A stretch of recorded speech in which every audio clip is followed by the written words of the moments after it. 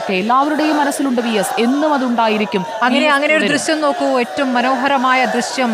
ഈ നീണ്ട ക്യൂവിനിടയിലും ഒരു പ്രായമായ സ്ത്രീ നമ്മുടെ ചാനൽ നോക്കി മുഷ്ടി ചുരുട്ടി പ്രതികരിക്കുന്ന ദൃശ്യം കാണാം.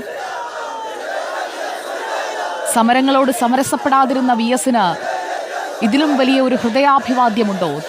അവർ ആ ടെലിവിഷൻ സ്ക്രീനിൽ വി എസിനെ കാണുകയാണ്.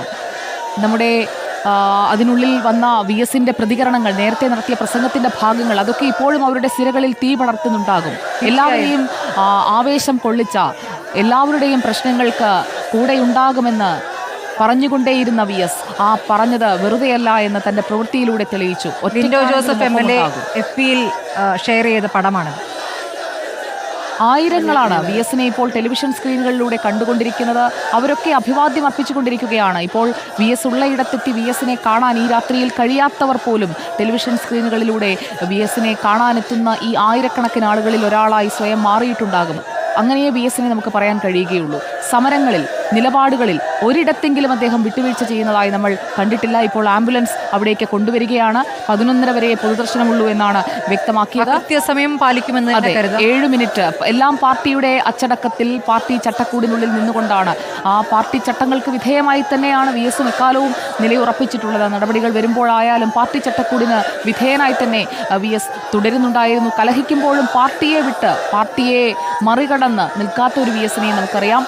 കണ്ണീരണിഞ്ഞ് മുഷ്ടി ചുരുട്ടി മുദ്രാവാക്യം വിളിച്ച് പ്രിയപ്പെട്ട വി എസിനെ അടയാളപ്പെടുത്തുകയാണ് അവിടെ നിൽക്കുന്ന സഖാക്കൾ.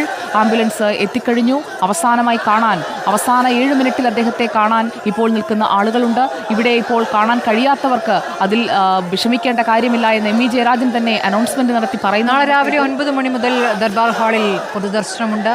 ഇന്ന് കാണാൻ കഴിയാത്തവർക്ക്, ഇന്ന് കാത്തുനിന്ന് കാല് കഴിച്ചവർക്ക് നാളെ കാണാം. വി എസിനെ കാണിച്ച ശേഷം മാത്രം തന്നെയായിരിക്കും ആലപ്പുഴയിലേക്ക് കൊണ്ടുപോവുക. ആ കൊണ്ടുപോകുന്ന വഴിയിൽ കാത്തു നിൽക്കുന്ന ആയിരങ്ങൾ, 10,000 എങ്ങനെയായിരിക്കും എന്നുള്ളതാണ്. അത് ഉറപ്പാണ്. ഈ കാഴ്ച തലസ്ഥാനത്ത് ഇങ്ങനെയാണെങ്കിൽ പോകുന്ന വഴിയിലും ഇത് തന്നെയാകും കാഴ്ച.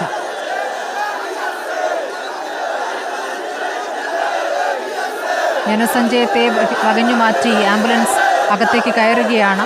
നോക്കൂ, നേരത്തെ വി എസിന്റെ മൃതദേഹവുമായി SUT ആശുപത്രിയിൽ നിന്ന് ആംബുലൻസ് വന്നപ്പോൾ ഉണ്ടായിരുന്ന അതേ ജനക്കൂട്ടം ഈ രാത്രി വൈകിയ വേളയിൽ പൊതുദർശനം തുടങ്ങി ഏകദേശം 4.5 മണിക്കൂറോട് അടുക്കുകയാണ്. 7 മണിയോടുകൂടി അവിടെ എത്തിയതാണ് മൃതദേഹം. ഇപ്പോൾ ആംബുലൻസ് അവിടെ എത്തിക്കഴിഞ്ഞിരിക്കുന്നു. സഖാവ് വി എസിന് വിട എന്നെഴുതിയ ആ ചിരിക്കുന്ന മുഖം, ആ തല കുനിക്കാത്ത ആ പ്രകൃതം അതേപടി ഒപ്പിവെച്ചിരിക്കുന്ന ഒരു ചിത്രമാണ് അതിൽ ഉപയോഗിച്ചിരിക്കുന്നത്. ആംബുലൻസിൽ ഇപ്പോൾ മൃതദേഹം തിരിച്ചു കയറ്റുന്നതിനായിട്ടുള്ള നടപടികളിലേക്ക് കടക്കുകയാണ്. 11:30 വരെയാണ് AKG സെന്ററിലെ പൊതുദർശനം. പാർട്ടി ആസ്ഥാനത്ത് ഏറെക്കാലം തൻ്റെ ആശയും ആവേശവുമായി മാറിയ പാർട്ടി പതാക പുതച്ചു കിടക്കുന്ന വി എസ് അവിടെ നിന്ന് തമ്പുരാൻമുക്കിലെ വീട്ടിലേക്ക്, മകൻ്റെ വീട്ടിലേക്ക് പോവുകയാണ്. എല്ലായിടങ്ങളിലും വി എസിൻ്റെ അവസാന വരവാണ് എന്നതുകൂടിയാണ് നമ്മളെ വേദനിപ്പിക്കുന്നത്. TV പ്രസാദ് ചെങ്കൊടി പുതച്ച് കിടക്കുകയാണ് പാർട്ടി സെന്ററിൽ വി എസ്. ഇനി ഈ പാർട്ടി സെന്ററിലേക്ക്, AKG സെന്ററിലേക്ക് വി എസ് എത്തില്ല. അവസാനമായുള്ള അദ്ദേഹത്തിൻ്റെ മിനിറ്റുകളാണ് അവിടെ. അവസാനമായി അദ്ദേഹത്തെ ഒരു നോക്ക് കാണാൻ എത്തി. ഇന്നിപ്പോൾ കാണാൻ കഴിയാതെ പോയ ആളുകൾക്ക് നാളെ രാവിലെ കാണാനുള്ള സൗകര്യം ഉണ്ടാകുമെന്ന് ME ജയരാജൻ വ്യക്തമാക്കുകയും ചെയ്തല്ലോ. ആളുകൾ ഇപ്പോൾ ഈ നിയന്ത്രണങ്ങളോട് സഹകരിക്കുകയാണോ? നാളെ രാവിലെ വരാം എന്ന് കരുതി തിരികെ പോകുന്നുണ്ടോ ആളുകൾ?